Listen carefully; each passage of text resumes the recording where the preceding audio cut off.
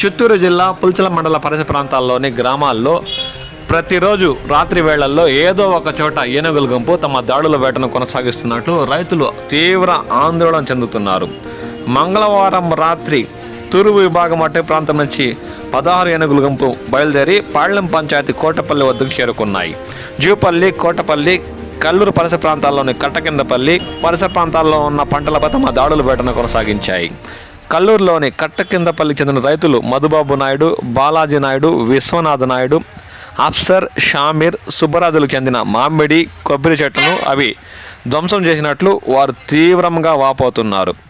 బుధవారం ఉదయం ఏనుగులు దాడుల్లో ధ్వంసమైన పంటలను ఎఫ్ఎస్ఓ మొహమ్మద్ షఫీ, ఎఫ్బిఓలు మధు, కృష్ణమూర్తి పరిశీలించారు. పంటల వివరాలను రైతుల నుంచి సేకరించారు. ఈ సందర్భంగా డిఎఫ్ఓ భరణి పుల్చల మండలంలోని కల్లూరు, పాళ్లెం పంచాయతీల్లో ఏనుగుల గుంపుల దాడుల్లో ధ్వంసమైన పంటలను బుధవారం ఉదయం పరిశీలించారు.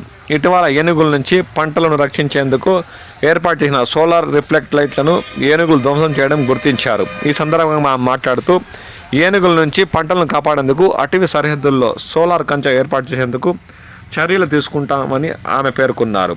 అటవీ సరిహద్దు ప్రాంతాలని ప్రజలు అప్రమత్తంగా ఉండాలని హెచ్చరించారు. ఏనుగుల దాడులతో పంటలు నష్టపోయిన బాధిత రైతుల వివరాలను ఎప్పటికప్పుడు సేకరించాలని ఆమె సిబ్బందిని సూచించారు.